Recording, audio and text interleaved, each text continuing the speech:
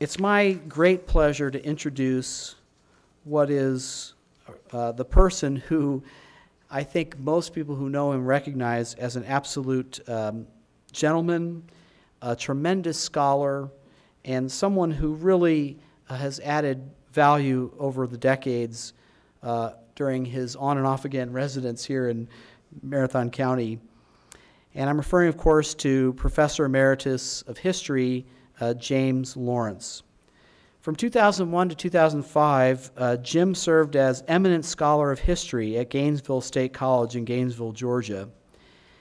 As I mentioned, he's currently a Professor Emeritus here at UW Marathon County, where for many years prior he taught 20th century United States history. In 2000, he received the Wisconsin Humanities Council's Governor's Humanities Award for Excellence in Public Humanities Scholarship. The author of 8 books and more than 30 articles, his recent research has focused on labor history and film studies. In 1999, he published Suppression of Salt of the Earth, How Hollywood, Big Labor, and Politicians Blacklisted a Movie in Cold War America, published out of the University of New Mexico Press. Among his other publications are Organizing the Unemployed, Community and Union Activists in the Industrial Heartland from SUNY Press in 1996, Screening America, United States History Through Film Since 1900, published by Longmans in 2006. His book, Suppression of Salt of the Earth, received a Western History Association's Robert G. Athern Award for Best Book on the 20th Century West and the Council of Wisconsin Writers Kenneth Kingery Book Length Scholarly Award. As Gainesville College's eminent scholar, he conducted research on history about and in Georgia, with emphasis on the 1930s. His most recent publication, A Hard Journey, The Life of Don West, from the University of Illinois Press, which won the Appalachian Studies Award, the Appalachian Studies Association's Weatherford Award in 2008, and most recently, his book, The Unemployed People's Movement, Leftists, Liberals, and Labor in Georgia, 1929 to 1949, 1941, out of the University of Georgia Press, was published this year. As you can see, Jim has been a very prolific scholar, even in his so-called retirement.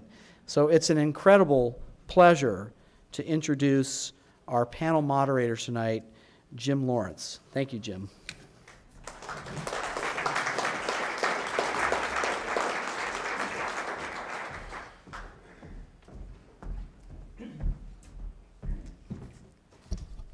Thank you for those generous words, Eric. When, as part of our year-long exploration of the development of community building in the United States, we began talking about the various expressions of that concept over time. And as we thought about this idea, it occurred to us that there existed deep religious roots supporting community consciousness, as well as powerful forces operating contrary to pluralism in our own time. From the very beginning of the European phase of the American experiment, there has in fact existed an element of tension in the American religious story. From the mid-17th century on, New England churches spoke of, quote, a community of independent churches. Community and independent. A phrase that was marked by strain, then, between the concepts of I and we. And as recently as, I think, just about a week ago, I was reading an article by Tom Friedman, in the New York Times, in which he asserted that, quote, there is no more we in American politics at a time when we have these huge problems that we only can manage, let alone fix, if there is a collective we at work. So by examining historical forces as well as modern religious experience in Wisconsin and beyond, this evening's panel will examine this paradox in the story of American community. And I think what I'm going to do is to introduce our panel at this time, person by person, so that I won't have to talk again. Our first speaker at my immediate left at the table is Professor Paul S. Boyer, who is Professor Emeritus in the Department of History at UW-Madison. Former director of the UW-Madison Institute for Research in the Humanities, a PhD from Harvard University. Paul Boyer has for years been counted among our leading cultural and intellectual historians, specializing in various aspects of the American religious experience. He has been long active in the activities of the Organization of American Historians, a proponent of humanities education. He served as chair of the Wisconsin Humanities Council, 2004 to 6. Has, of course, developed over time an impressive list of publications, including By the Bomb's Early Light, American Thought and Culture in the Dawn of the Atomic Age, Salem Possessed, The Social Origins of Witchcraft, and perhaps most relevant for this evening, When Time Shall Be No More, Prophecy Belief in Modern American Culture.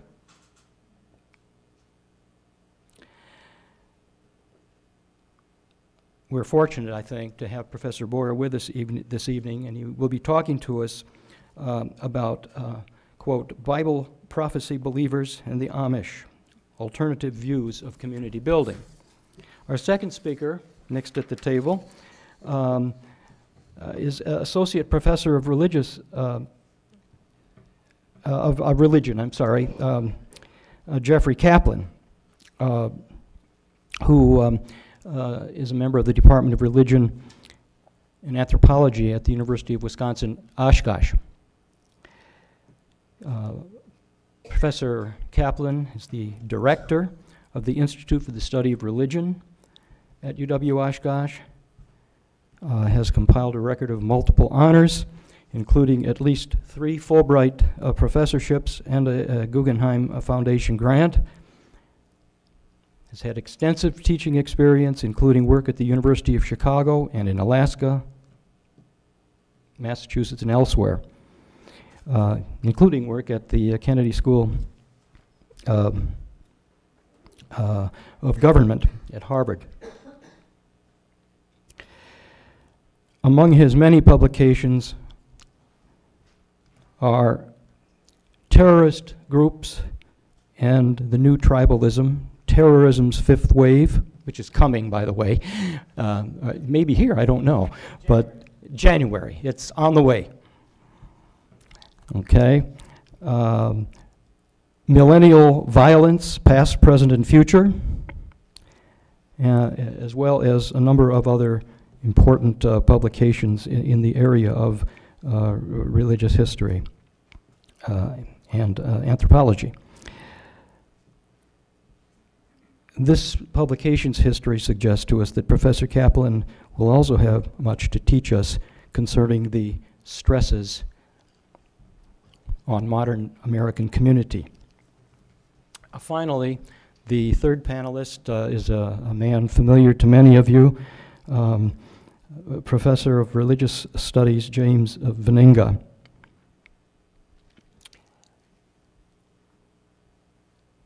Jim Veninga probably doesn't need any introduction here, but I'll say something anyway. He is indeed a PhD from the Religious Studies and History program at Rice University in Texas. He served here at UWMC from 2000 to 2007 as our campus dean. He is now teaching in the UWMC Religious Studies program, having stepped down from that position. He is also the chair of the advisory board for the Institute, the Wisconsin Institute for Public Policy and Service. Indeed, Jim Veninga was the leading force in the establishment of the Wisconsin Institute, and we're all grateful to him for his work in that regard.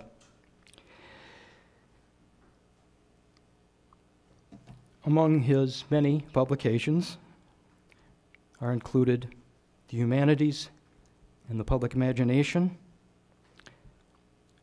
Standing with the Public, The Humanities and Democratic Practice, Education for the 21st Century, and Media and American Identity. I think we will learn a great deal with regard to civic religion in America from Professor Veninga's words. He'll be speaking on the subject of religion and the pursuit of community in America. So at this point, I want to turn the podium over to Professor Boyer and let us begin the dialogue.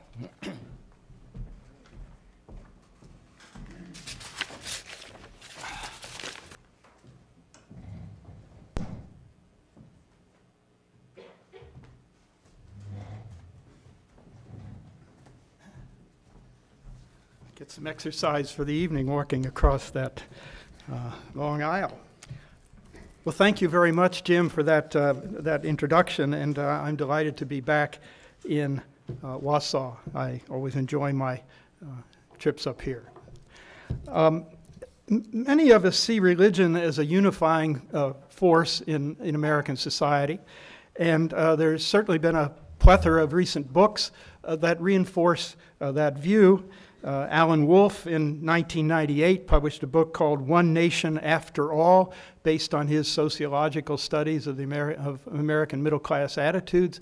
And he concluded, middle-class Americans in their heart of hearts are desperate that we once again become one nation. And he included in that religious folk who may disagree profoundly with the behavior patterns of others in their community, but who nevertheless seek to transcend that difference and create community.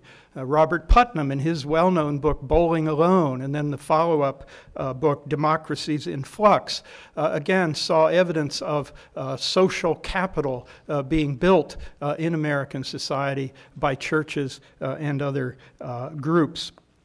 Michael Sandel, in his newly published book, Justice, calls for a politics of the common good. And in that effort, he sees churches playing an important role.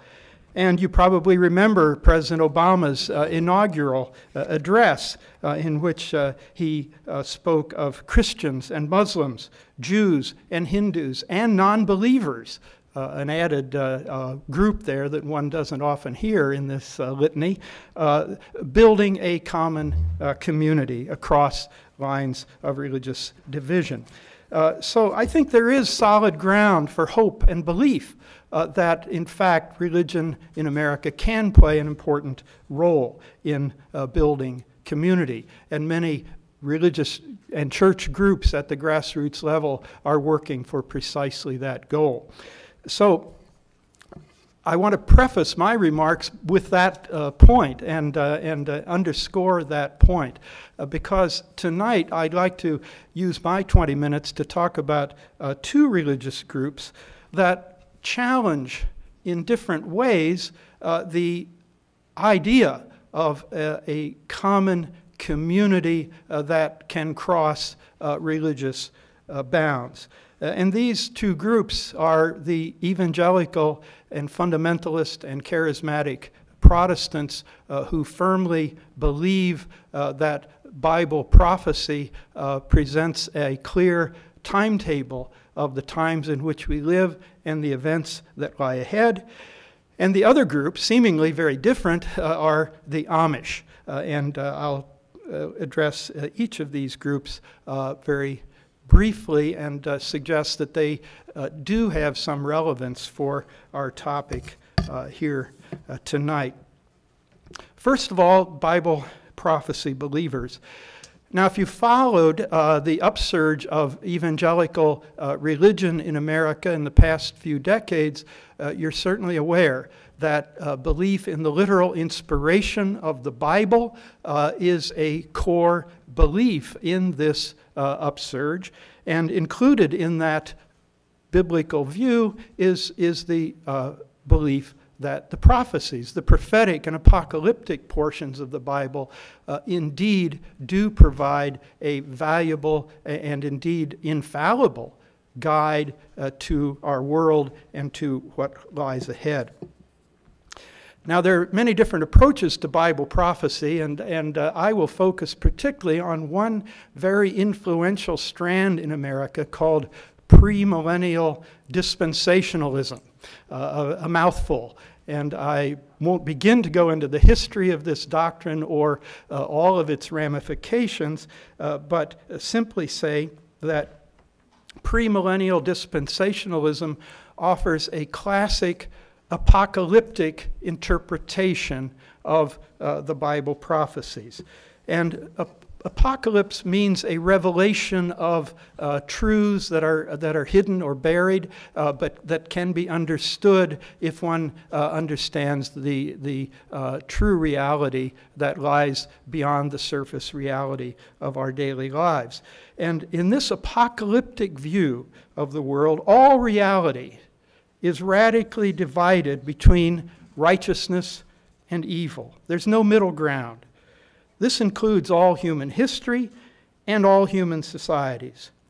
And there will be a final confrontation of these two opposing forces in which righteousness will ultimately triumph, the wicked will be annihilated. And for many premillennial dispensationalists, there's a specific sequence of end-time events that will lead up to this final confrontation. The rapture, when true believers will be taken from the earth, a horrendous period, the Great Tribulation, when the Antichrist will seek dominance of the world, and a final battle of Armageddon, when the Antichrist and his forces will be annihilated, and Christ and his saints will rule for 1,000 years, the millennium. And the present moment in this belief system, the present moment, the world of today, is full of signs that this final confrontation is very near. Now, how widespread is this belief system in America? There's considerable public opinion data on this question, which converges at around 30 to 40% of Americans, when asked by opinion poll takers at least about this belief system, respond positively. Yes, this is my understanding of what lies ahead. So we're talking about a very large group of our fellow citizens. Dispensational belief is spread in many of the mega churches that have proliferated in recent decades, spread by televangelists, spread by the internet, spread by popular paperbacks such as Hal Lindsey's The Late Great Planet Earth, the best-selling nonfiction book in America in the 1970s, spread by the Left Behind series by Tim LaHaye and Jerry Jenkins that has sold a tremendous number of copies, estimated I think around 70 million is the latest figure I saw over the whole series of books. So this is not an insignificant force or part of the American religious scene today. Now, I should make some qualifications here. Not all people who tell opinion pollsters that they believe in this worldview are totally cut off from other worldviews. I suspect in many cases, when asked by an opinion taker, they will say yes, but in fact, a variety of worldviews, a variety of perspectives are at play in their everyday life. So in a sense, we're describing kind of ideal type of a belief system which is held in varying degrees of intensity by different layers or groups in society. There also is perhaps some evidence that this belief system has somewhat peaked and is somewhat in a period of perhaps temporary decline at the moment, but it remains a historic constant and a very influential factor in American thought today. Well, what are the implications of this for our topic tonight, civil religion and the building of community? From at least an ideal type perspective, the apocalyptic worldview has little place for the concept of a national community transcending bounds of religious difference. The whole world, including America, is radically and fundamentally divided. On one side, the forces of wickedness.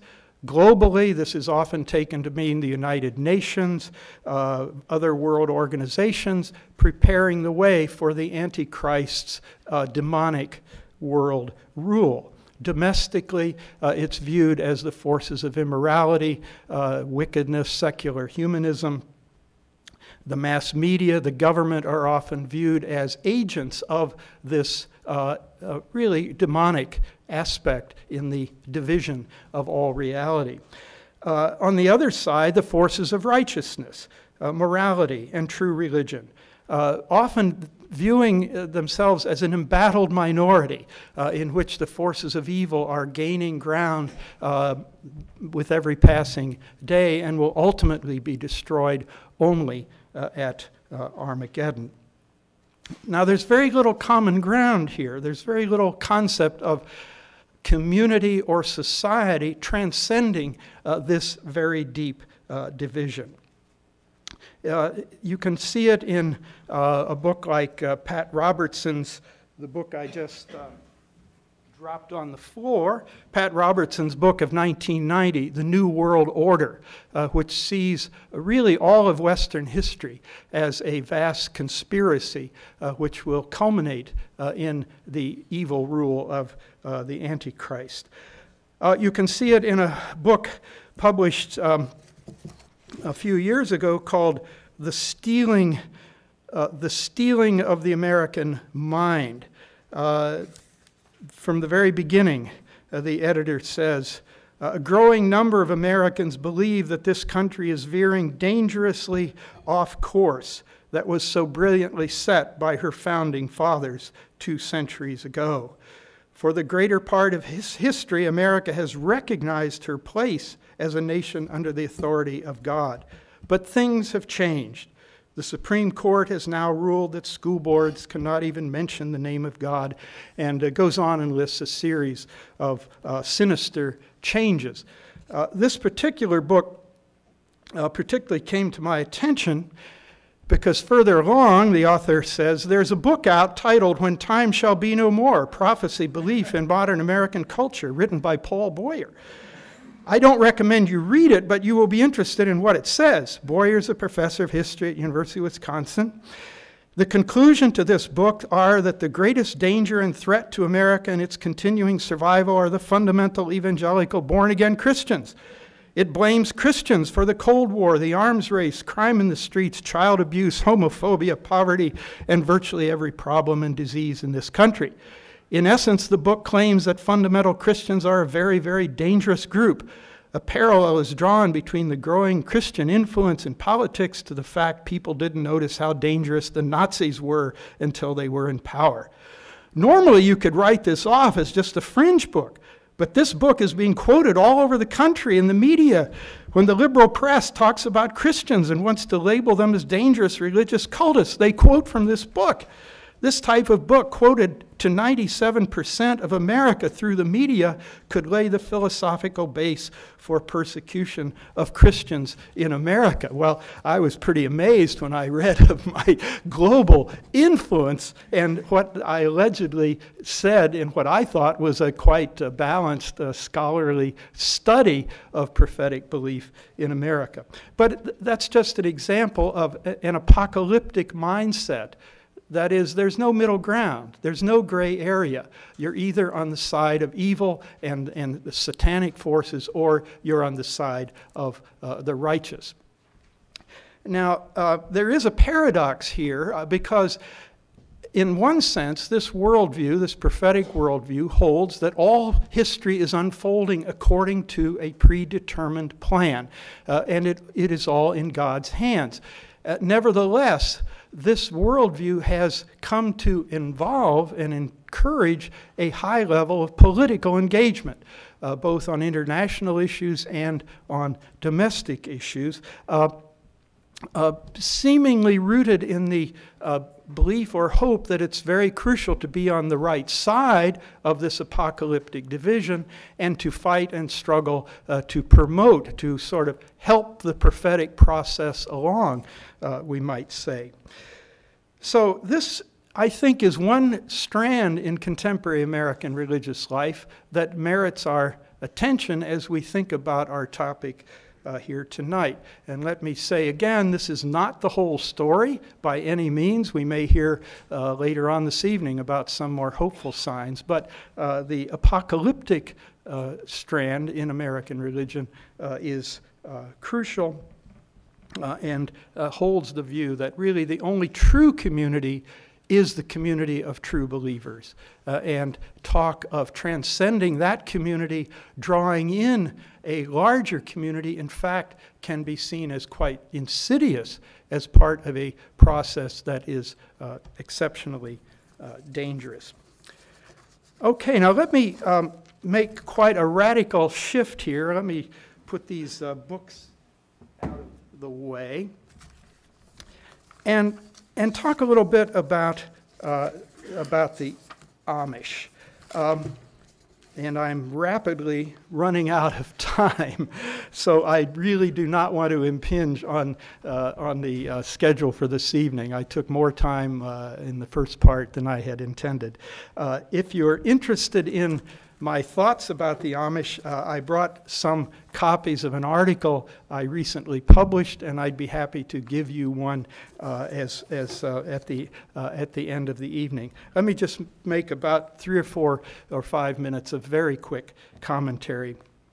If you've read the new novel by David Rhodes called Driftless, about a life in a small southwestern Wisconsin town, he describes all the changes that are overwhelming this small town, and at the end says, and finally there were the Amish coming in with their black buggies, blue bonnets, and strange Anabaptist customs. About them, no one knew what to think. Indeed, the Amish are moving into Wisconsin in striking numbers. The current estimate is that there are about 10,000 Amish now who have moved from their home base in Pennsylvania, where land is becoming extremely expensive, and Amish are, in fact, migrating to other parts of the country. There are more Amish in Ohio now than there are in Pennsylvania, by the way, and the top 4 states of Amish population are Ohio, Pennsylvania, Indiana, and Wisconsin. What is the relevance of this to our topic this evening? The Amish, too, are a group a religious group whose sense of community is very different from what we might think of as a sense of a national community. There's not hostility to the larger society as there is in the prophetic tradition that I was describing. In fact, there's a very high degree of economic integration with the larger society. More Amish today are working in businesses, manufacturing companies, furniture companies, gazebos, and so on, working in factories, even in northern Indiana, working in the RV industry. More Amish are in that area of the economy than are farmers today. It's not a widely realized fact, but it in fact is the case. So there's not there's not open hostility to the larger society, but rather there's an intense focus on the Amish community itself and their means and mechanisms of social control by which the Amish maintain an extremely strong sense of the internal community. And every new technology is evaluated, not in terms of immediate hostility, but what is the impact of that on our community? The telephone is a good case in point. Most Amish today have telephones, but not in the home. They're, often you see what looks like a privy. That's actually a little telephone booth at the intersection of perhaps 4 Amish farms. So the telephone is not right there in the home, but it is available for community purposes as needed. The Amish intersect with society in various ways, sometimes at points of conflict. And I'll close with this. An issue that is a particular source of tension is the question of schooling. The Amish children do not attend a public school. They attend Amish schools through the 8th grade, and that's it. They then turn to their work, whatever it might be. In a landmark case called Wisconsin versus Yoder in 1972, right here in Greene County, down around New Glarus, this was brought before the courts. Do the Amish have the right to keep their children out of the public schools? It worked its way up through to the Supreme Court, and the Supreme Court held that indeed the Amish did. They did not have an obligation to send their children to the public schools. Now, what are the implications of that position for building community? John Dewey thought that the schools were going to be a fundamental way by which a generation of community-sensitive children would be brought into adulthood and be socialized and realize they're part of a larger community. If children are not a part of that, does that have implications for our topic tonight? So I've taken a few minutes more than my allotted 20 minutes. I apologize for that, but I hope perhaps planted a few thoughts that we might pursue in the discussion period. So thank you very much.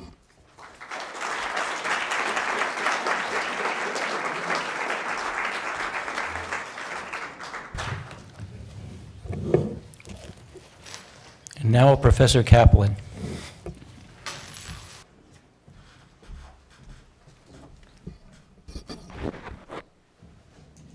There we go. Thank you. When Jim first invited me to this program and told me that the subject was going to be community, the obvious topic to talk about was Islam. Islam is all about community. The basis of Islam is community. When I first came to Wisconsin, which was in the wake of 9/11, as we'll see, all of a sudden the Islamic scholars were very much in demand, and I came and interviewed, and during that interview I failed to tell them that you can really teach students all they need to know about Islam in roughly 10 minutes. And tonight, inshallah, if God wills, you will know all one needs to know about Islam by the end of my 20 minutes. It's very simple. After I got the job, I still neglected to tell them. This is going to be on television. I can tell them now because I've got tenure and they can't do anything about it. I thought a good example would be the Islamic community in the Fox Valley, specifically in the area from where I live, Oshkosh, Neenah, and Green Bay. They are a minority within a minority. That is, the Islamic community is made up of a small number of immigrants from a number of countries with a Pakistani plurality, but no majority, and a group of often very young converts to Islam. Some of my students, for example, have converted to Islam, all of them female, interestingly enough. And so the community grows in that way. So it's an outsider community in many ways, and it's an outsider community to each other. And yet, the very basis of Islam is community. 2 words that I tell every class before I begin it, whether it's on Islam or not, and I'll warn you as well. One is inshallah, which means if God wills. Inshallah, all of the technology will work tonight. And if it doesn't, malesh, oh well. That's how Muslims live their lives in Muslim countries. That idea that God is in control of the community, and ultimately we do our best, but it's already written. Malesh, inshallah. It works. Before we really begin, I have to take a few professorial minutes and tell you a little bit about Islam itself, which will clarify what I have to say about community locally. One of the key ideas of Islam is ummah, the idea of community, the Muslim community, the Islamic community. It is a global community. It is worldwide. Wherever there are Muslims, this is part of the ummah, the Islamic community. Here you see the occasion when the global community gets together once per year during the Hajj in the holy cities of Mecca and Medina. But wherever a Muslim lives, no matter how few there are, that is part of the Islamic world, the Islamic ummah, the Islamic community. And thus the word, ummah. Wherever the Islamic ummah lives in Islamic belief, that is the Dar al-Islam, the house of Islam, the house of peace. Outside of it is the Dar al-Harb, the idea of war.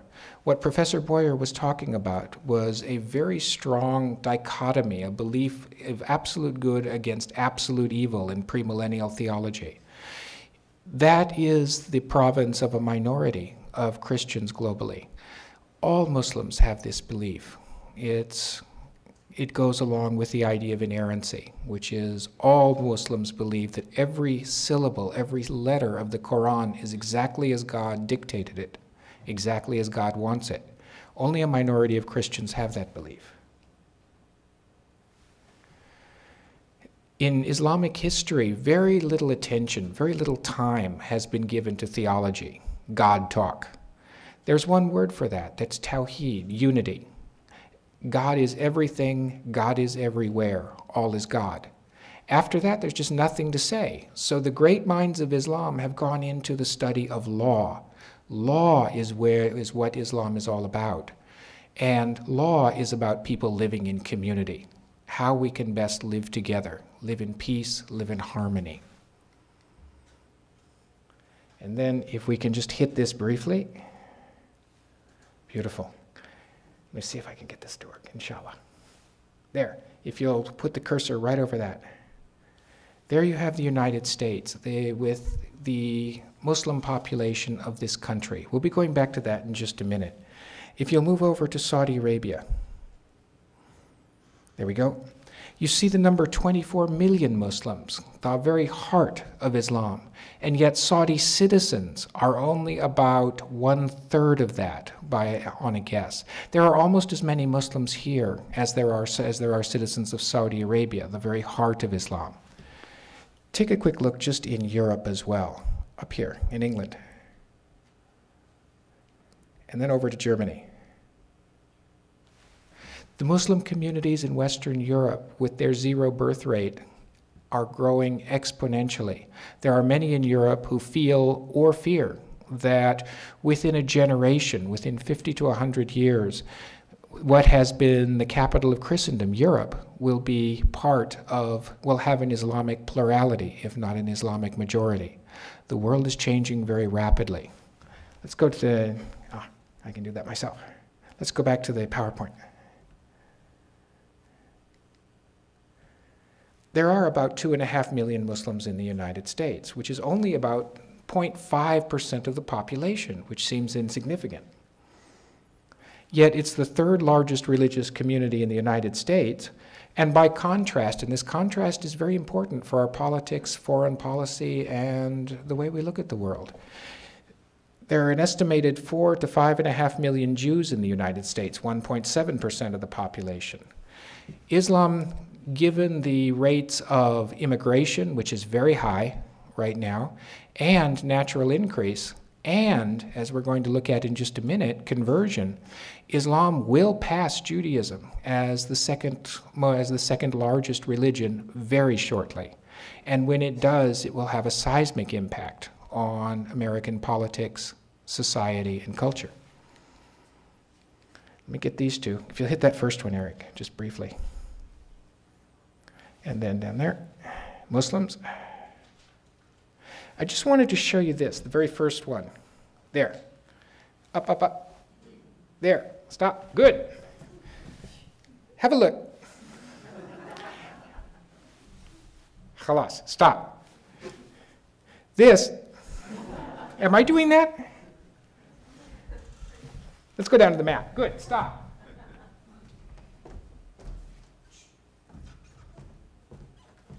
I'm afraid to touch the cursor again while we're on a website. As you can see, the Muslim population is spread very evenly throughout the United States. They're not in one geographic region, which means they're not in one electoral region. Let's go to the next. Let's go back to the PowerPoint and then get to the next click. There. Beautiful. To Muslims. If you're, yeah, there we go. Have a look at these numbers. As you can see, that 0.6 of the population, again compared to the Jewish population, is signaling the beginning of a seismic shift in American religious history. And that is that Islam, which has been the silent religion up until 9/11, has suddenly become very, very visible for good and for bad. Let's go back to the PowerPoint. Now. Beautiful. Before 9/11, as you can see, Islam was the fastest growing religion in the United States. After 9/11, it remains the fastest growing religion in the United States, and that's by immigration and conversion. Here you see the faces of some of the new Muslims in the United States. It is remarkably diverse. Let's hit the link back to YouTube.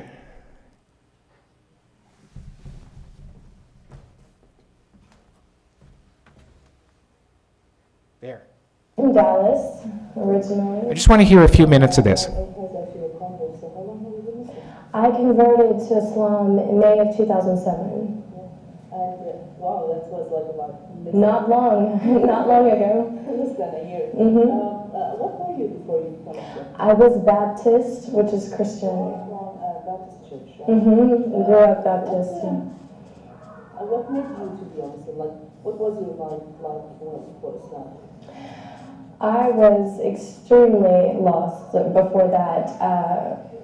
I went through a phase just a couple of years ago where I was just looking for something different, you know, and the religion, the Baptist religion, it was good, you know. I went to church, I followed the religion, but I went through a period where I didn't know what happened. You know, is there really heaven? Is there really a hell? What is going to happen? What am I going to say to God when I see Him? All these questions went through my mind, and I was drinking, I was doing all of the things like typically an American would do. My work was in nightclubs, photographing. There was a lot of things that I was going through that were just not with God, and I needed something to change. So let's stop there. friends told me about some different lecture. Okay, let's go back to the PowerPoint. Needed something to change. Keep that in mind as we go through this. To become part of that greater Islamic ummah, that greater Islamic community, becomes very, very important. It was an important issue with the students that I've had in my class who actually did convert to Islam. As I said, all of them women. All of them each had their reason. Many of them backgrounds like hers, others from very conservative backgrounds. But they wanted to become part of this something greater, to the distress of their parents, as I heard, in no uncertain terms. Then came 9/11. Before 9/11, the Islamic Ummah in America, the Islamic community, was virtually invisible to most Americans. Very few people really knew that they were here. Their numbers were insignificant, and unless you lived in a place like Dearborn or lived in a place like New York where there were enclaves of Muslims, you would barely notice their presence unless you took a taxi or something like that. Then came 9/11, and all of a sudden, people are thinking Islam. And they're not thinking nice things about Islam, but it's suddenly in everybody's face. When that happened, there was, as we'll see in a minute, a rise in hate crimes. There was a conflict between the communities, the mainstream American culture, and the Islamic Ummah, and others who were caught in the crossfire, like the unfortunate Sikhs, whom Americans thought were Muslims, but were not. And a good number of the hate crimes that were perpetrated in 2001 were against Sikhs in the belief that they were Muslims. But there was a countervailing trend, and this I was very much watching and very much a part of in 2001. Yes, there was a backlash. Yes, there was anger, but at the same time, suddenly Muslims were visible, and there was a great deal of outreach, and that outreach was much greater. The welcoming was much greater than the violence, than the backlash. Suddenly, Muslims at the Nina Mosque, for example, that I was very much working with, were being invited to community groups, they were being invited to schools.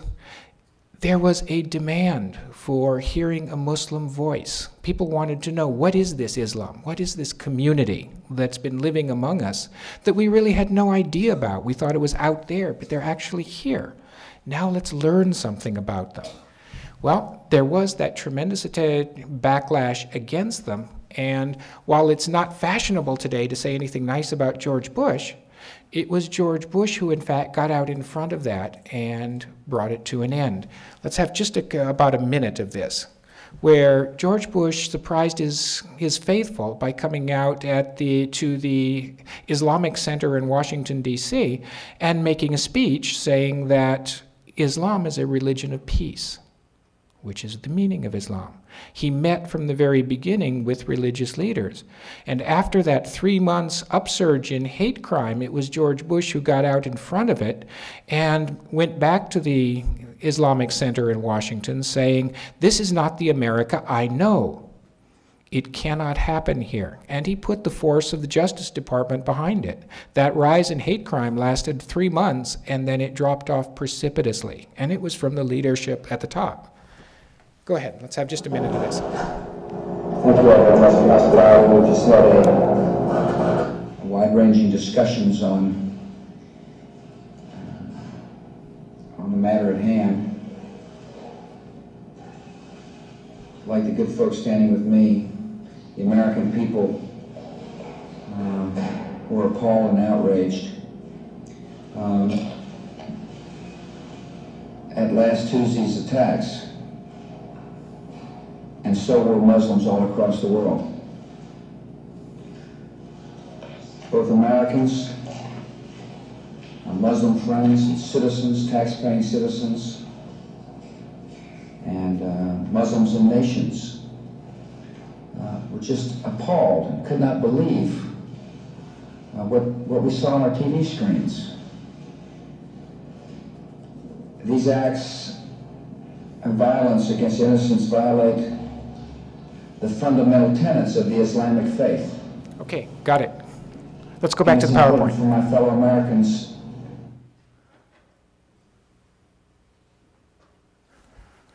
it was something less than eloquent, but it was heartfelt, and it was felt across the nation. I wanted to take just a moment to look at hate crime, because this was the first reaction of the American community against Muslims in 2001. As a base, I'm using here the FBI statistics that are gathered every year by law on hate crime. There were exactly reported 33 total offenses against Muslims nationally in 2000.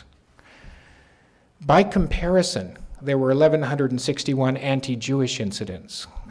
If there's going to be anti-religious violence, the Jews are usually singled out for it, even in America. Wisconsin reported 60 incidents, but didn't break them down by victims, so we have no idea how many of those were Muslims. I suspect very few. In 2001, that jumped to 546. That 546, when you break it down again, happened within the first 3 months of 9/11. After that, the chart literally flatlines. anti-Jewish incidents went up. You just can't win. And Wisconsin is notoriously unreliable with hate crime statistics, so it's very difficult to get anything from them. A lot of local departments, police departments, don't really report them. And I want to show you this just briefly because it's important. If you'll just hit that streaming video. This is from the FBI website.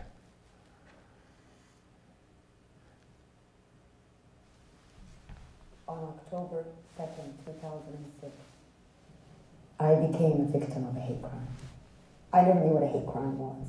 If you're not a victim of a hate crime, you tend to distance yourself from it and say, it could never happen to me, and it just happens to someone else, not me.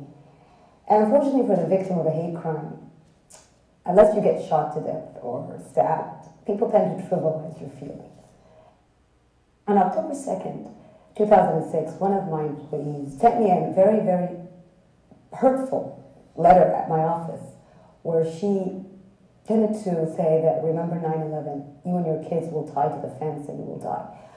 So my first reaction was to call the police department of the city which I reside in. And they pretty much told me that if I wasn't shot or dead, there's not much they can do for me. I had to follow the system because either I take matters in my own hand and I do my own detective work, which ultimately could lead me to go to jail, or I reach out to what I then perceived was the enemy, which was the Federal Bureau of Investigation. So I had no choice but to turn to them. And the reason I say that they're the enemy, it's not because they've harmed me or any of my family personally. It's just because where I come from, in our ethnic background, we see their equivalent in our countries, and where you go in, you don't come out. And I said to them, please help me. Please help me and my kids because we're your citizens too. And I defied my family's morals, and my husband didn't want me to go public for fear of my losing my life, literally. So I defied all that, and I had to do what I had to do for my kids. And I went to the Federal Bureau of Investigation, and I used the system, and I can hold my head up high to my kids today. And as you can see, I'm not handcuffed. On October 2nd, 2006, I was a hate crime victim. I survived my hate crime. The pain will still be with me for a long, long time.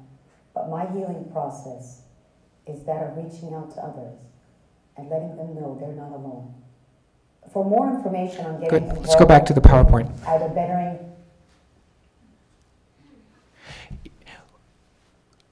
As we said at the outset, the Islamic Ummah in America was the invisible community until 9/11.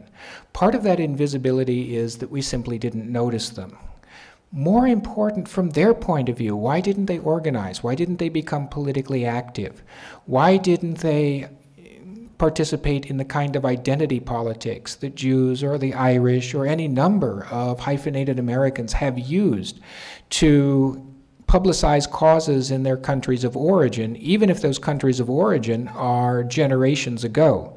Having taught for a while at Harvard, I got an MA at the Fletcher School of Law and Diplomacy there. Anybody who's been on the south side of Boston will be amazed at that it's not Ireland. The one thing you don't say in a bar in South Boston is, you're not Irish, you're American. They don't want to hear that. They always have a collection plate, as they said, for the boys, which are the IRA, the Irish Republican Army. It is identity politics at its apex. You never saw that with the Islamic Ummah. For any cause, they wanted to stay invisible. It wasn't just that we didn't notice them, but they have had roughly 1,000 years of practice at not being seen by their governments. The less your government knows about you, the better off you and your family are. They bring that with them to the new country, and it's very difficult to shake that heritage off. It does take generations. Which brings us to the Fox Valley. Very professorial here. Immigrant Islam must negotiate both the politics and cultural heritage of the home countries, including the intercommunal tensions they bring with them. They bring with them an instant and instinctive distrust of government, because government is not your friend. The policeman is not your friend in any of these countries. And that's how it's been for a very, very long time. If we took an Islamic history course, I could explain to you in a great deal of time why that's the fact, but for now let's just accept that it is. They also bring with them intercommunal tensions that, again, are brought from the old country. The divide between Sunni and Shia, who believe in exactly the same theology, but have a difference of opinion on history, power, etc. And the Shia have a few odd practices that go along with their prayer life, etc. Difference between them from our perspective, looking from the outside, is virtually zero. Internally, it's a chasm, it's a huge divide, and suddenly in a small Muslim community in America, in Wisconsin, where there are so few, you have Sunni and Shia coming together because otherwise neither one has enough numerically or financially to begin their own mosque, to begin their own community. So people who would have been deadly enemies in the old country have to learn to come together here. It's not so easy. Then they have to deal with the social, cultural, and political context of the new community. The Fox Valley is a wonderful place. It's very welcoming to a degree, but it's also very homogeneous. Virtually every Muslim who came there, just like every Hmong, every African American, has their horror stories of what it was like there and what it is like there sometimes still today. I've got quite a collection of these from my students. It is a homogeneous place, wonderful people, but also some very conservative people who simply are not welcoming of anybody from the outside, whether they were Muslim or not. After 9/11, when Muslims became visible, a lot of that resentment was focused on them, and they were suddenly center stage. So they had to deal with internal and external communal pressures. Well, the Fox Valley Islamic Society itself, it was founded all the way back in 1973. So they've been there for a long time. There were about 30 or 40 families who founded the Islamic Society, which included people in Oshkosh, Neenah, Fond du Lac, Green Bay, and Appleton. They decided that they needed to have a mosque. I wish I had a picture of it. I was going to go to their webpage, but unfortunately, they forgot to pay their webpage dues. And so they don't have a webpage anymore with a wonderful picture of their mosque. Malesh. Up until then, they had been using for prayer space and for school space for their children wherever they could find space. And so the churches, some churches, as you can see there, of various denominations, would let them have a basement when they weren't using it. Islam, which absolutely forbids the use of alcohol in any way, shape, or form, in the new society, in the new adapting to Wisconsin culture, where culturally speaking, up until the 1960s, I believe the statistics were, and correct me if I'm wrong, 50% of all of the beer consumed in America was consumed in this one state. And so it is a drinking state, and here you have a community that forbids alcohol. The compromise, when the bar is closed, Malesh, why not? So they made an Islamic school in the basement of in the Knights of Columbus bar when the Knights of Columbus weren't drinking there. It really didn't work very well. So that's why they decided to get together and build a mosque. The reason I would really have liked to show you a picture of that mosque is that it looks like a farmhouse, a ranch-style farmhouse, in the style of all of the other houses around them in Neenah, which is in a rural section of Neenah. Reason? Well, it's not built very well with Islamic specifications in mind. It's very difficult to separate the genders for prayer because you just have basically a house. There's nothing like a minaret. There's nothing that would in any way indicate that it's Islamic except for the sign outside, and the sign is removable.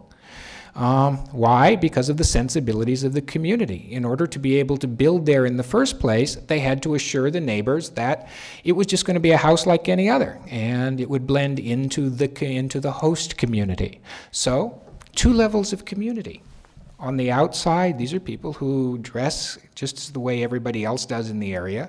Their mosque looks like every other house in the area. inside, within the community, there's a difference. There was an entrance for men and an entrance for women. They really couldn't separate them very well inside because the builders made a house, literally a house. So they just have like a little curtain between. As soon as you go off, you take off your shoes. The prayer was very informal. They didn't you came just as in the Middle East. When you arrive for prayer, you start to pray. If somebody else is already praying, that's fine. Kids are running wild through the thing as you're doing it.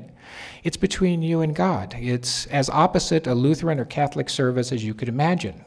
Having walked in 10 minutes late to a Catholic service in Oshkosh and seeing all eyes turn, it is as opposite as you can be. But the communities are supposed to look the same from the outside. What's inside is something quite different. But the tensions within that space were brought from the old world.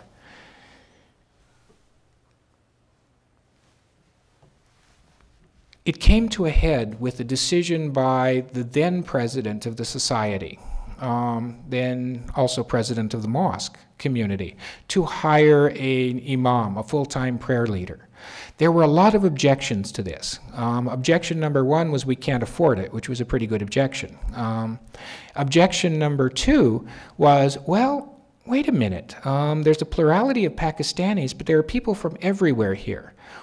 If we're going to get a prayer leader, we got to get one that is probably from Pakistan. And if not that, at least somebody who speaks reasonable English, because Pakistanis don't speak Arabic.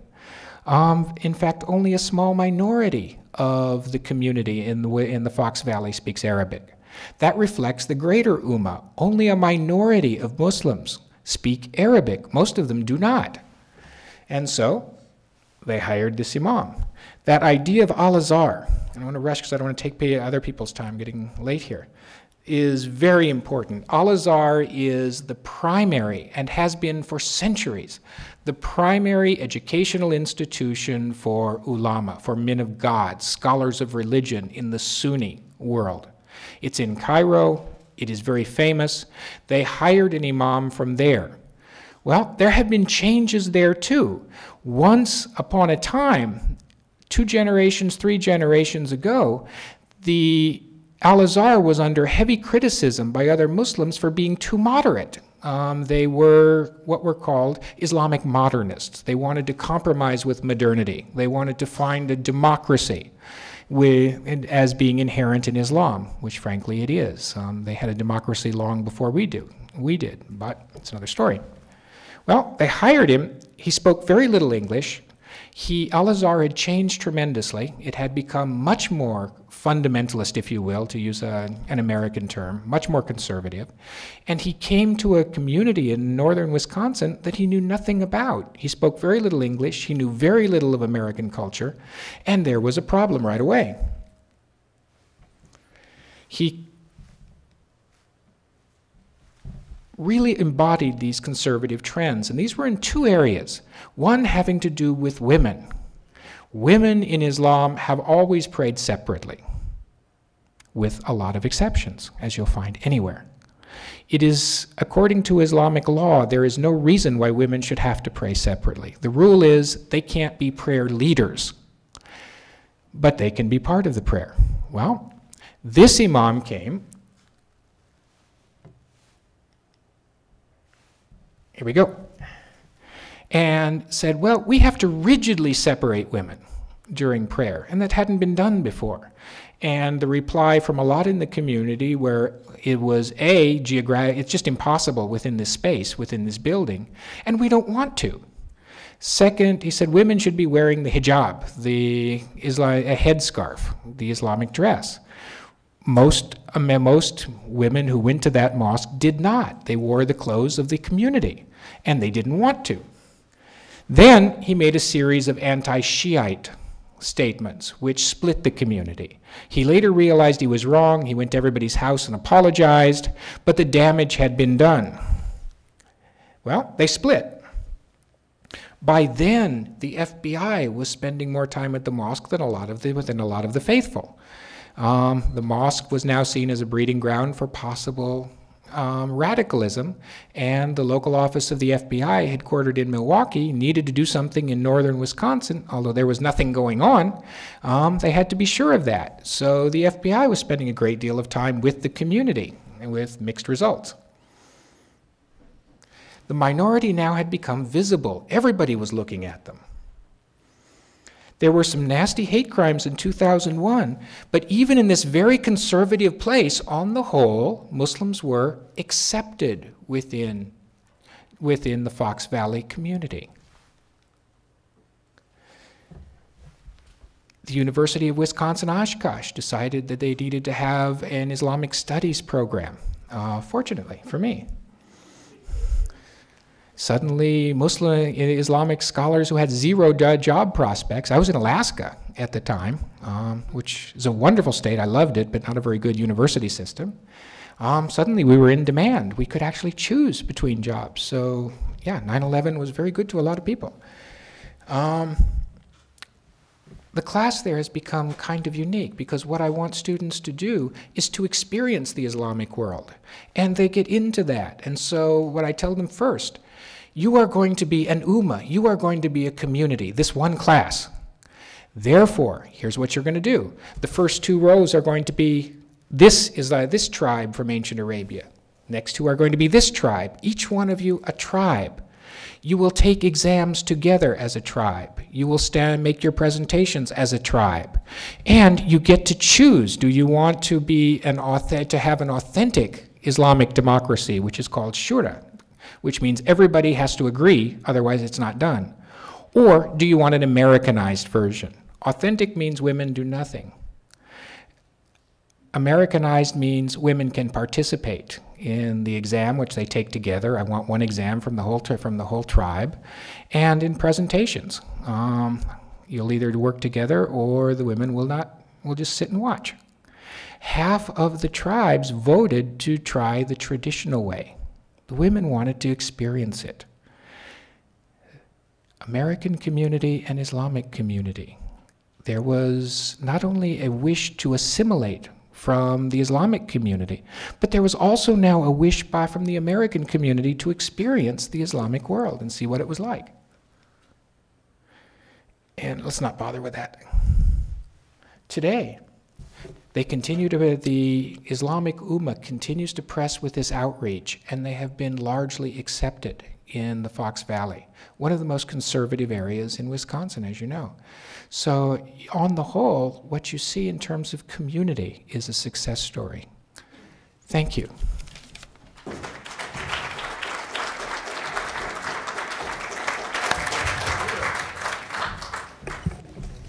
And Professor Veninga.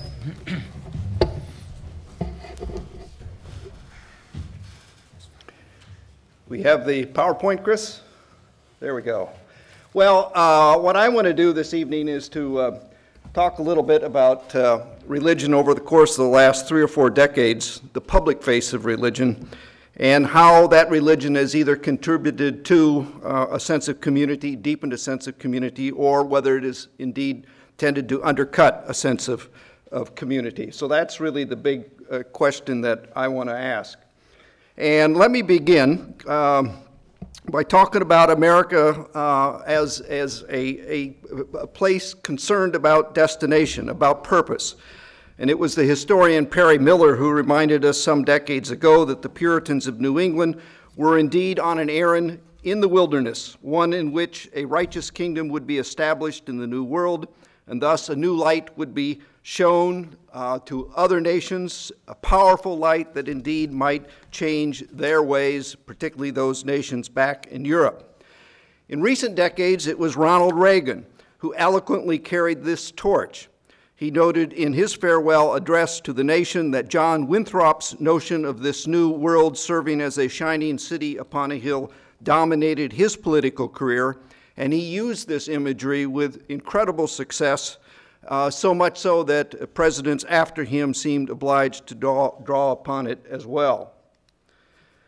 The political and cultural significance of this sense of purpose led sociologist Robert Balla to explore more than 40 years ago American civil religion In an essay published in 1967, Bella used as a launching point the rhetoric of John Kennedy at his inauguration, in which he referred to God 3 times.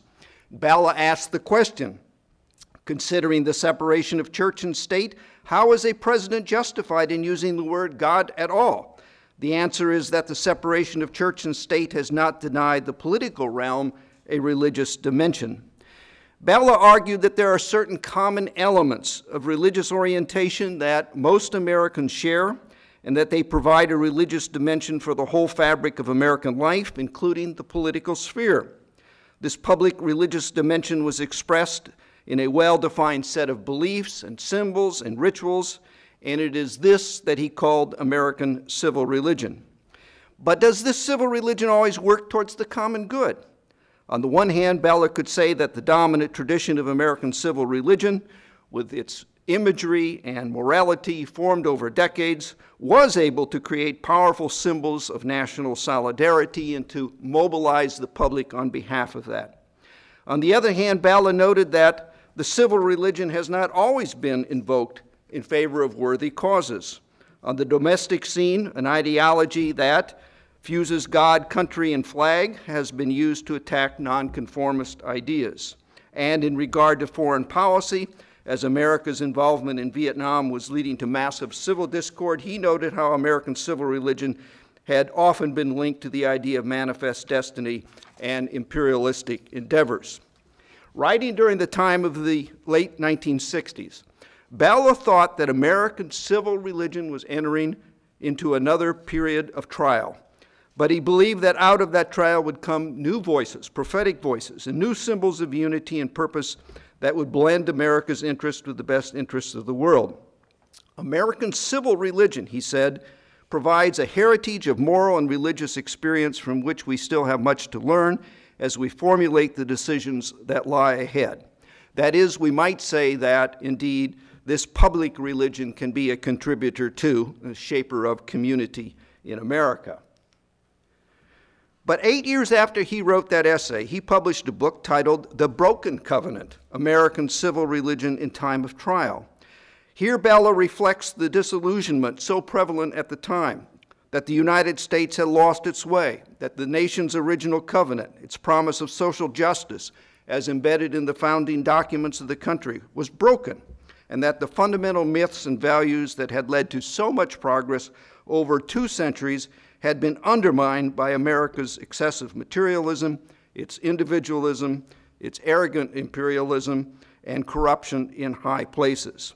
Bella asked for a new humility, a new understanding of America's moral principles, and a reinvigoration of religious imagination that could renew a civil religion that included a revived covenant.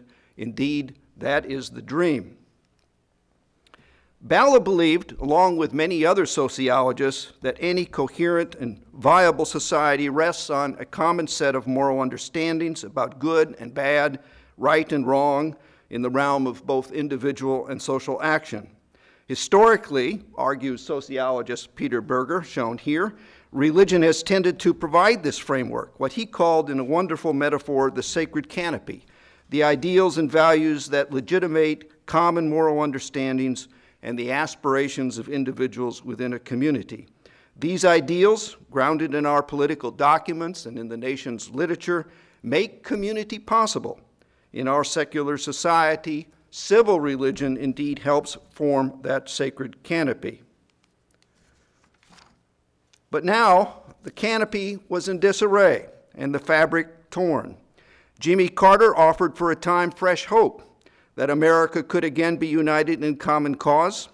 But when he offered his thoughts in a really remarkable speech shown here to the nation on July 15th, 1979, on what ailed the American spirit, putting the blame on a crisis of confidence, on the fact that the people had lost faith in government and in institutions, it was clear that hope had turned to despair.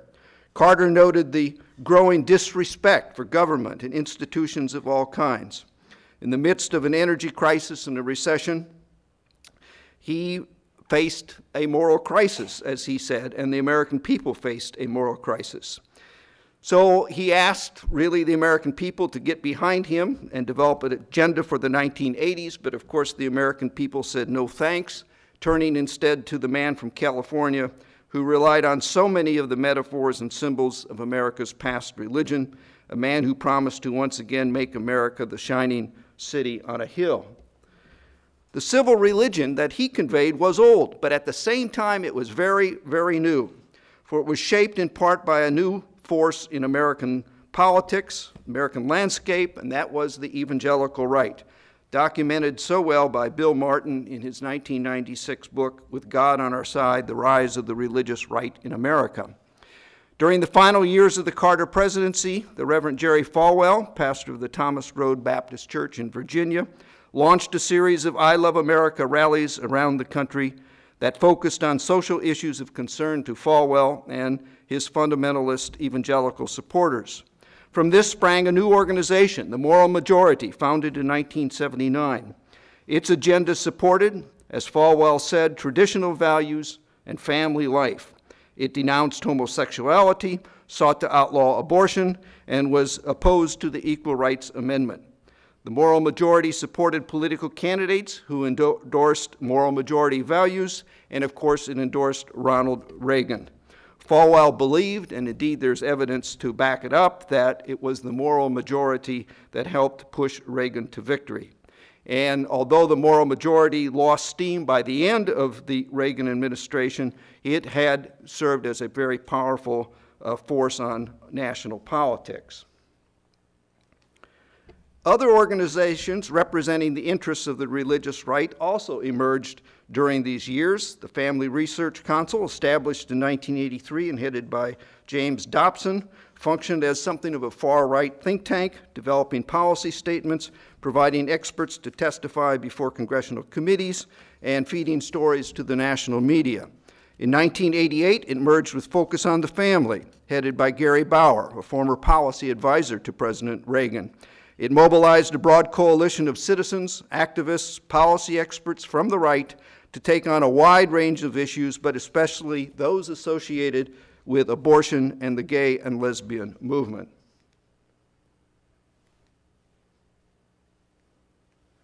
Let me mention finally a third organization, Pat Robertson's Christian Coalition, which was incorporated in '87 in conjunction with his 1988 run for the presidency. Ralph Reed became the head of the organization in '89, and its leadership was drawn from Christian fundamentalists, right-leaning evangelicals, and charismatic Christians, as was Robertson. The Christian Coalition is perhaps best known for its voter guides, distributed through churches across the country. It was determined to elect a conservative president in 1996, and when that failed, in 2000. And its stance on social issues parallels that of the Family Research Council and the once existing Moral Majority. The first two organizations were very powerful forces in promoting Ronald Reagan's version of American civil religion, while the Christian Coalition became the most prominent religiously based organization engaged in American politics through the election of George W. Bush. All three were central players in the culture wars that flourished in the 80s and the 90s, and some would say to the present day. But as you know, to have a culture war, there has to be two sides. And there were many groups on the left seeking to counter President Reagan and to some extent George Herbert Walker Bush, and then to help set the stage for the Clinton presidency. The National Organization of Women, the NAACP, the American Civil Liberties Union, national groups involved in gay rights, and so forth. But what was missing on the left is anything that comes close to what one finds by way of uniting religion and politics, as in the case of the Moral Majority and the Christian Coalition. So the central players of the culture wars were organizations from the political left without a significant religious component, and organizations from the political right with a very strong religious component. And from this perspective, it is possible to draw the conclusion that religion in America in the decades of the 80s and 90s, this public religion, and the first years of the 21st century played a role promoting an American civil religion that did not seek compromise, the discovery of shared values and consensus, on the way to building community. Instead, public religion appears from this national perspective to be politically partisan, promoting a civil religion that included ideas, symbols, policy, positions, and values that were designed to win at all costs. From the perspective of Robert Bella, it was a civil religion that divided rather than united. This development parallels, and undoubtedly has contributed to, what many have seen as a loss of community in America. The broken covenant that Robert Bella had spoken of led to an era of excessive individualism, which he highlighted in a 1985 book called Habits of the Heart, Individualism and Commitment in American Life. And Robert Putnam, referred to earlier, published the same year an essay titled Bowling Alone, America's Declining Social Capital, which served as a foundation for his best-selling book in 2000, Bowling Alone, The Collapse and Revival of American Community. The loss of social capital represents a decline in social trust and those bonds that make community possible, that allow us to communicate with each other and to work on common problems. Yet Putnam remained optimistic that America could civically reinvent itself, as it had done 100 years earlier. But neither Bella nor Putnam could envision in these books the kinds of excesses that dominated the first 8 years of the new century: the recklessness of Wall Street, the arrogance of public and private sector leaders, the explosion of self-interest and loss of community, all of which undoubtedly helped bring America to its knees last fall with our economic crisis. Putnam's cautious optimism expressed in 2000 rests, I believe, on a solid historical foundation. And that leads me to note 3 significant developments that demonstrate that religion retains the capacity for forging community in America, for helping sustain a civil religion that is more in tune with American history and values, and that is indeed inclusive. They also seem to indicate that perhaps the culture wars could finally be subsiding, but more on that in a minute. They are at least signs of change. The first is Sojourners, which was founded in 1971 and has gradually evolved into a very powerful organization that draws from the heart of the evangelical tradition. Its chief spokesperson from the beginning has been Jim Wallis, author of, among other works, the book God's Politics, Why the Right Gets It Wrong and Why the Left Doesn't Get It. Great title. And another book, very recent, The Great Awakening, Reviving Faith and Politics in a Post-Religious Right America. The mission of Sojourners is to articulate the biblical call to social justice, inspiring hope and building a movement to transform individuals, communities, the church, and the world. It nurtures community by bringing together people from various streams of the Christian church and those outside of the Christian community. The second important development involves a coalition of leading evangelical conservatives who have distanced themselves from the partisan politics of the moral majority and the Christian coalition to embrace a very different kind of civic engagement. Shortly after the 2004 re-election of George Bush, the National Association of Evangelicals, a very mainstream umbrella organization of denominations with a constituency of some 30 million, voted to accept a position paper laying out 7 principles for Christian political engagement. The document was called For the Health of the Nation, and it called upon evangelicals not only to safeguard the sanctity of life and to nurture families, their traditional important values, but also to seek justice for the poor, protect human rights, work for peace, and preserve God's creation. Soon after, some of the leaders began promoting in Washington debt relief for the poorest countries and working on political support for all things, curbing global warming. Here are 2 of the people who have provided a fresh new face to middle-of-the-road evangelicalism. And one is Rick Warren, interestingly enough, author of The Purpose-Driven Life, pastor of the Saddleback Church in Orange County, California. Until a few years ago, he was confining his social action efforts to pro-life and pro-family issues. But after the 2004 election, he urged his large network of supporters to put pressure on President Bush to increase foreign aid, provide debt relief, reform trade rules in order to assist the poor worldwide. His ultimate goal, he announced in 2005, was to enlist 1 billion Christians worldwide in the struggle against poverty, illiteracy, and disease. And the picture at the bottom there is Joel Hunter, who is senior pastor of the Northland Church in Florida, Orlando. And each week he reaches a large score of people through the internet, as well as through his own sermons in his church.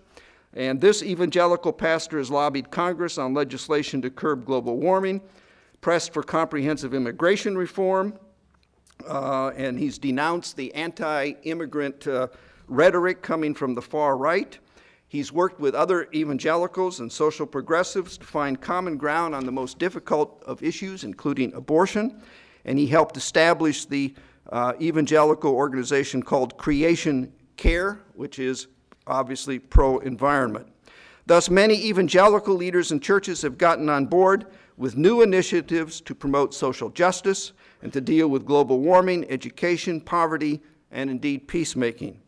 While retaining their pro-life and pro-family stances, they have separated themselves from the religious right on a host of issues, so it seems to me that it is back to a civil religion that unites rather than divides.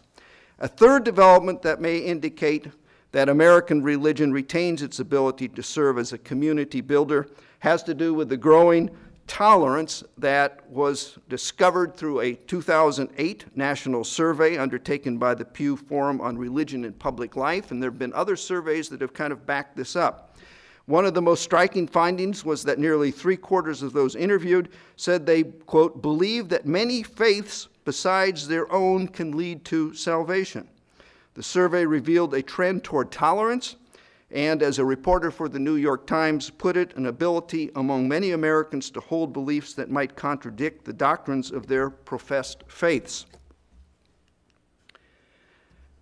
Last summer, when I thought about this talk, I assumed my remarks would end right there, using these three developments to highlight what seemed to me to be a new era in the relationship between religion and politics, a new era that held out hope that a refurbished and forward-looking civil religion could be forged, one that drew more from the diversity of religions in the United States. But what a difference a few months can make. We first encountered partisanship in the Congress after President Obama's election and after his pledge to help change the culture of the Capitol.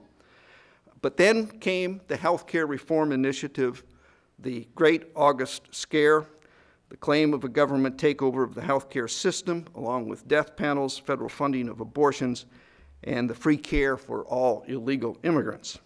So I asked myself, what role has religion played in this public health debate?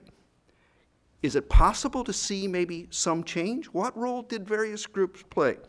So that's just what I'm going to try to close my remarks on here by quickly taking a look at what role indeed the religious community has played in the health care reform. Has it been a promoter of community, striving for compromise and doing as Jim Wallace pleads, bringing morality and the nation's highest ideals to this huge public issue? Or has it been a divider, working hand in hand with those who wish to crush the proponents, avoiding compromise, impeding consensus on what ought to be done? I will close by telling you what I've learned, but keep in mind the great slippage that occurred between late spring and late summer in terms of support for health care reform. What I did really was to look at the web pages of various denominations and religious groups, and from there to dig deeper into some of the material and some of the resources that they provided. My conclusions here are tentative, they're preliminary, they're somewhat impressionistic, and a lot more research needs to be done. But first, with the possible exception of the Southern Baptist Convention, there is little official information provided about the health care reform initiative from those denominations that have tended to be part of the religious right. That is, they seem overall to be rather silent. Second, I discovered intense opposition, however, from those organizations that have been powerful forces for the religious right in the past, although their connections to faith-based groups is significantly weaker or non-existent. The Christian Coalition of America, for example, appears to have been extensively involved in organizing opposition to health care reform and part of all those town hall meetings that we saw in August. The coalition claims that it is the largest conservative grassroots political organization in America, offering people of faith a vehicle in which to express their values. What I've concluded is that these organizations, including the Family Research Council, are indeed political organizations with political agendas and not really faith-based organizations involved in political advocacy. If they were at one time, they are no longer. However, some very conservative political organizations have united with a few religious or quasi-religious organizations to promote a conservative public policy agenda. On July 1, elements of the old religious right, along with some newer politically driven organizations, launched a new coalition called Freedom Federation. Leaders announced an effort to oppose abortion, same-sex marriage, pornography, while supporting religious freedom, limited government, the right to own firearms, and freedom from excessive taxation. Guess what? The coalition moved quickly into the health care reform debate, opposing in what it says is a government takeover of healthcare, of the healthcare system, supporting instead a free market system. The coalition was extremely active in August and in September in seeking to derail healthcare reform. One of its members sponsored a television and internet ad campaign titled, quote, "Government Takeover, the Moral, Ethical, and Financial Dangers of the President's Health Reform Plan." But to understand this organization, you need to look at its membership. Who belongs to this organization if it's a coalition? And I found out some interesting things. Let me make just a couple quick comments about a few of these groups who are members. This comes from their website, promoting these organizations as their members, and the information I'm going to give you is from the websites. Americans for Prosperity Foundation, which seeks to educate citizens in economic policy. BOND, which stands for the Brotherhood Organization of a New Destiny, which seeks to rebuild the family by rebuilding the man. The Church of God in Christ, this is the only denomination, which is the African American Holiness Pentecostal denomination.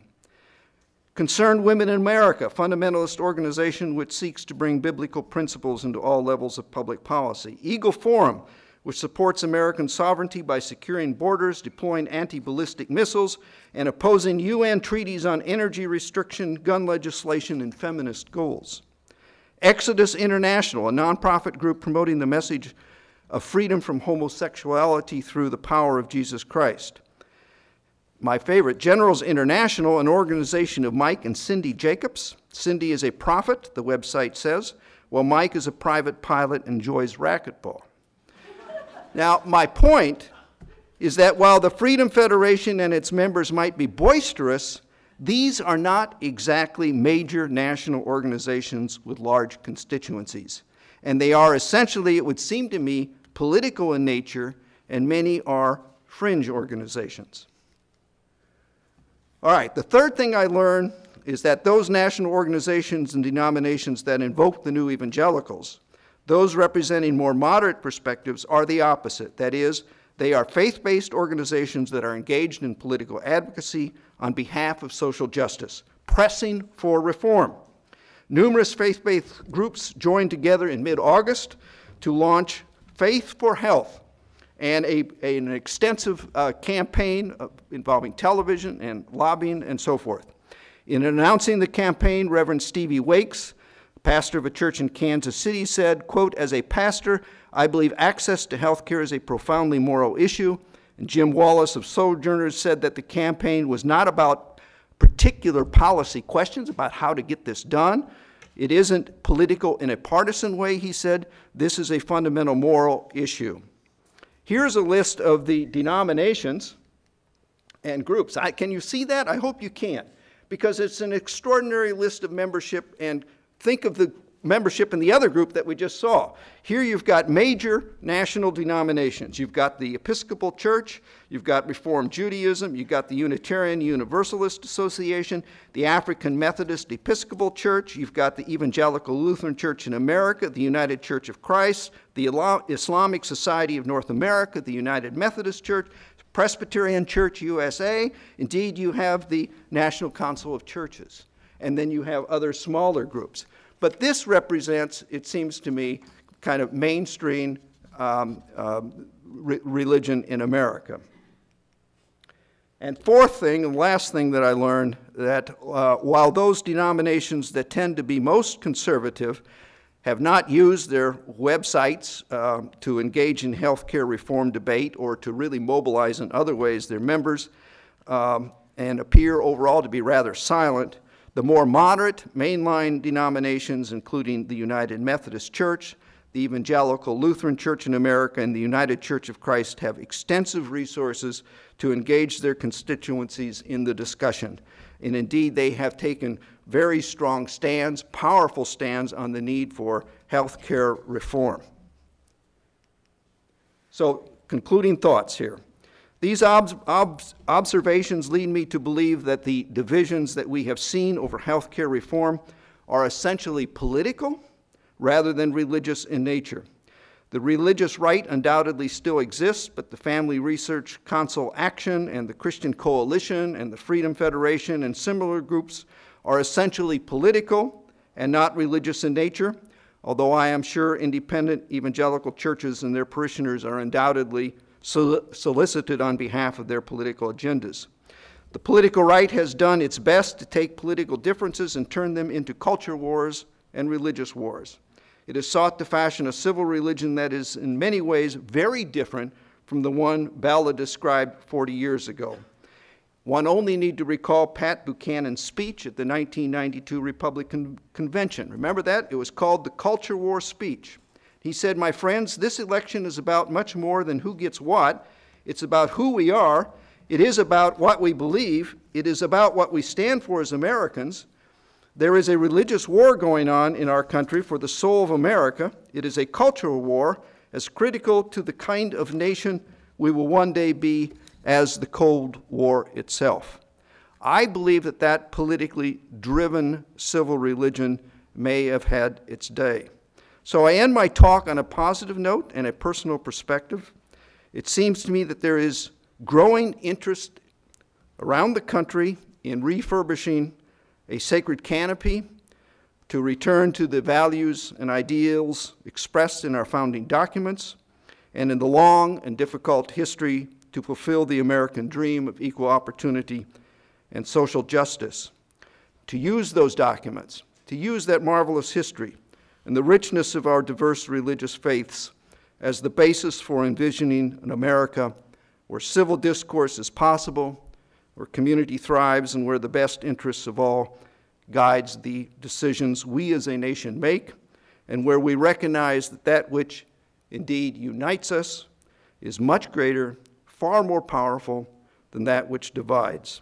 And I believe that mainstream religion in America is indeed helping lead the way. Thank you.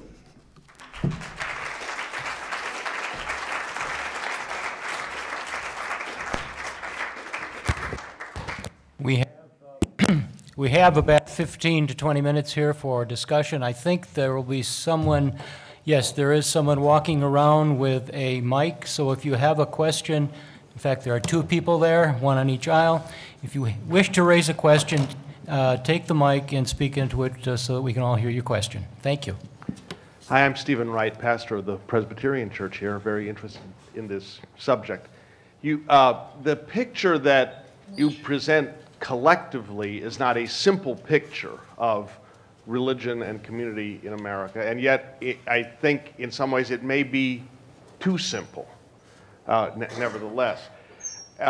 It seems to me that there is an intensely symbiotic relationship between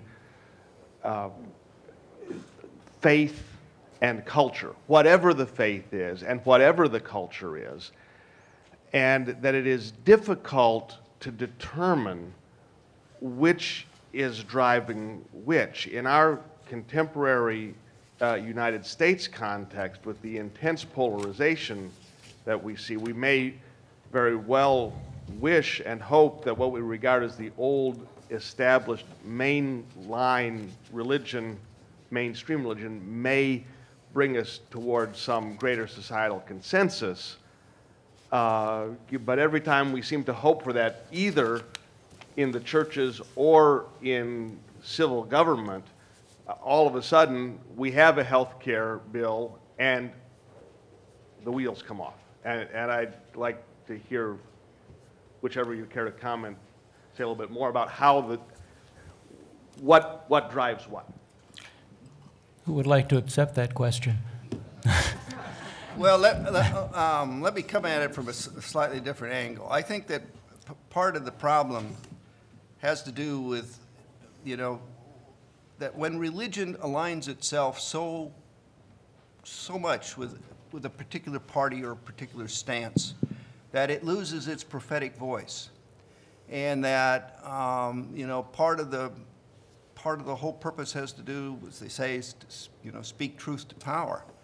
But if you're so aligned with the power, after a while you're unable to do that. And so I guess one response to that would be that is that there needs to be some distance, and that there needs to be a drawing on this Western religious heritage here described this evening, including Islamic, but certainly Judeo-Christian, in which you have that prophetic kind of voice speaking out and evaluating and critiquing. And it seems to me that that gives more substance then, and that the opposite of that is an alignment with political power, and you lose that prophetic voice. So what does that mean? Well, it means that if that religion may have a greater chance of shaping the culture and of moving the culture in a certain direction, if indeed it has that distance and retains that prophetic voice. I might just add very briefly that I think the connection between religion and culture is an absolutely crucial point. I'm glad you raised that. In terms of my presentation, I would just mention that what I call the apocalyptic worldview is not only a matter of being a religious position, but it's very widespread in contemporary mass culture. And if we had another hour, I could talk about themes in popular music, Hollywood films, and television series that in fact reinforce a very stark black and white vision of reality. In terms of Jim's presentation, I share and endorse his affirmative conclusion. I would just say that it seems to me we're in a very volatile period culturally and religiously. And the mainstream denominations that were represented in that great long list have been hemorrhaging members for the past 30 years. It's a very impressive cumulative list, but there are also very important counter trends in American religion and culture. And I would just point to the Values Voters Summit that was held recently in Washington, and the report that appeared in the journal Church and State said the religious right's loathing of Obama is palpable and intense. Before coming up here yesterday, I Googled Obama and Antichrist and got 1.3 million hits. There is a connection between the apocalyptic black and white, good versus evil worldview with no middle ground and the contemporary political climate. So I would just say I think we're in a very volatile situation. I'm not throwing up my hands in despair by any means. And the evidence that Jim presented is real, important, and significant.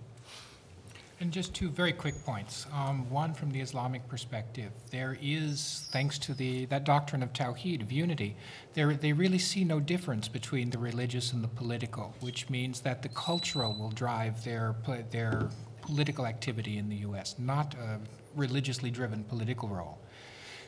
Second, within the context of American culture, Jim, from his remarks and from what he was just saying, seemed to be inviting back that prophetic voice. The prophetic voice in religion from Old Testament times to the times covered by Dr. Boyer's book to the present day has always been oppositional. It has not been a voice of coming together. It has not been a voice of unity. Quite the opposite. Prophetic voice points out the sinfulness of the world and the sinfulness of the leadership. That is what makes it a prophetic voice, and that's why prophecy disappeared from the Hebrew Bible or Old Testament rather early. Thank you. Yeah. Yes. I'd welcome any of the panelists to comment on this. I'm prompted to ask this question by Professor Veninga's remarks and Professor Kaplan's hope that the technology would work. What I wonder is this: is it possible that what has made civil religion work in America's past is exactly what Professor Veninga said, when it has a large dose of humility contained within it? That what made it work for so long was the fact that God wills it. That in the end, that faith gives people an insight into the way that the world might be tending, but does not give them a sense of certitude that their vision of civil religion is the right one, and therefore all those who oppose it must be wrong. Jim, you want to? Nice question. Is it possible? I'd say that in my reading of our history, and I'm not a specialist in religious history, of course, it seems to me that our history has been characterized by a constant tension between the two, between prophetic voice, if you will, and the constraints of establishment religion, whatever you want to say. So I'm going to back off and say it's possible, but what strikes me is that over time, it's the conflict that comes to attention first, comes to my attention. Sometimes times of severe moral crisis require what may seem to be dissident voices or contrary voices, and in my view of our history, it's those periods of creative tension that produce ultimately that unity or community that we all seek. I think, Brent, that one way I would respond to that is by turning to the sociology of knowledge, Peter Berger, and the necessity for some kind of, to use his metaphor, sacred canopy that provides comfort in times of great distress, but can also motivate people to achieve high ideals. And every society, it seems to me, does have to have something like that. In a pluralistic society like ours, secular society like ours, then it becomes very challenging in terms of how you sustain that and of what metaphors you use to describe that sacred canopy. But in the end, it's really a question of whether Americans see themselves as, on one ship going to some mythic destination, or whether we're all part of multiple ships to unknown destinations. And if it's the latter, then of course everything breaks down, democracy doesn't work, you cannot resolve public policy questions. But if there is some sense of common commitment, then the possibilities for compromise, for negotiating, for seeking out shared values can be an instrument for resolving big public questions. I'd say stay tuned to the healthcare debate, because I think one could argue we are in a period of great moral crisis. Let me also clarify one thing about the organizations involved constructively in this healthcare debate. It's not that they have taken necessarily positions about how to do this, but rather it's been a plea for discourse. It has been a plea for public involvement in a positive way. and it has been a plea that indeed health care reform needs to happen. I mean, that's been the stance of the denominations that I mentioned. But a lot of the particulars, you know, they leave that open. It's not resolved. How many Muslims are there in France? I'm sorry, I don't think I heard the question. How many Muslims are there in France? How many Muslims? How many Muslims in France? Yeah. I couldn't answer, but if you want to go back to the slide, I could get you an exact number. It's on there. But they're a significant and rising percentage. There are quite a number. It's the second or third largest Muslim community in Western Europe. I can give you a number if we want to get back into the PowerPoint. There we go. Of course, I can't see that with my aged eyes. There you go. 3.5 billion. Thank you. And does the burqa ban in France relate to the Muslims? Or have you heard about that? Excuse me? I'm sorry? There has been a ban on burqas in France? No. It's not a ban on burqas per se. Oh, okay. A burqa is a very heavy garment. Yeah, I've got it. A burqa is a very heavy garment which is worn by women in Afghanistan and Afghanistan only. The question in France is much deeper and much more divisive. Very few women in France would wear the burqa. What they are forbidding is the headscarf, is a headscarf, which they have deemed, on the one hand, demeaning to women, but I don't think they really believe that. What they really are interested in is assimilationism, which has always been the basis of French imperialism and French French internal policy. They simply will not allow young women to wear the headscarf in any public space, which includes schools, etc. When there was an objection to that, they then say that it was anti-Islamic, which it is. The government backed off a little bit and said, well, we're still going to forbid the headscarf in any way, shape, or form, but we're also going to forbid other religious symbols too, just to make it seem fair. A lot of young women in France, whether Muslim or not, thought that this was an invasion of personal privacy. We're not talking anything very serious, save it can be a religious observation, or it can be a fashion statement. A lot of young French women who were not Muslim at all suddenly had their wardrobe limited, and French girls don't like that. So it's an important issue, but it's one where government can go way off the rails. It's something that would never be allowed here. It's one of the unique aspects of America is our First Amendment. It's unique among Western democracies, and it has some positive, it has a few negatives, but on the whole, it does protect religious liberties wonderfully. I think we have time for one more question if there is a question. Yes. Yes. Do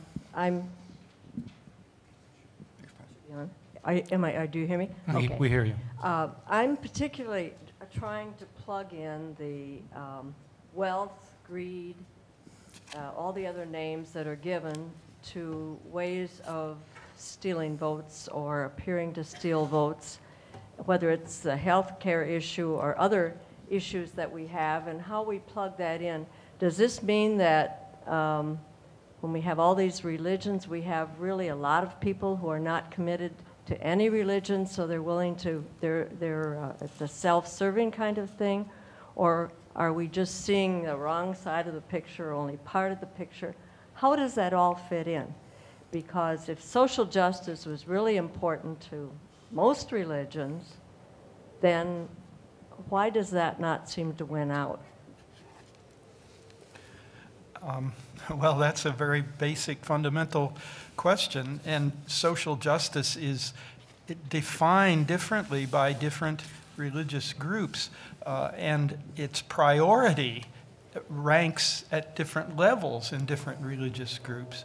And there are very powerful strands in American religious life that would see salvation one's eternal destiny as enormously more important than what the mainstream liberal denominations consider their central mission of justice and equity and peace in this age, in this present world that we live in. So you get to some very fundamental, in every sense of the word, differences of religious belief on all of these questions very quickly.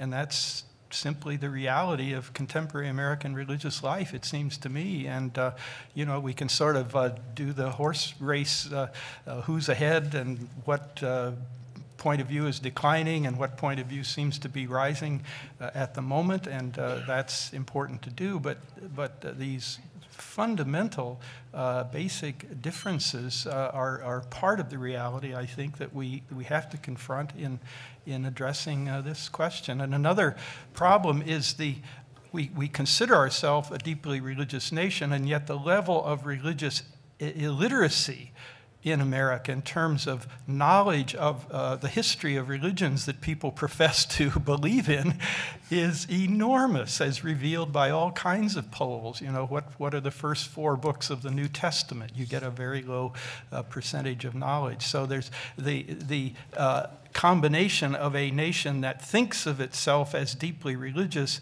and yet has very little sense of its own, of the history of religion and the issues that religious leaders have grappled with in the past, opens the door for the politicization and political mobilization of religion in America by the people that Jim was speaking about, essentially political groups that use the language of religion that resonates with many people. I'm told that we are to end promptly at 9 o'clock. I want to thank all of you for being here, for joining us for this discussion and panel. And I want to let you know that you're encouraged to stop by after the meeting. There is a reception down the hall in the terrace room to your right when you go out the door, and perhaps you'd like to take that opportunity to raise further questions with any one of the panelists. So thanks very much for being with us, and we'll hope to see you again at some of our events this year. Good night.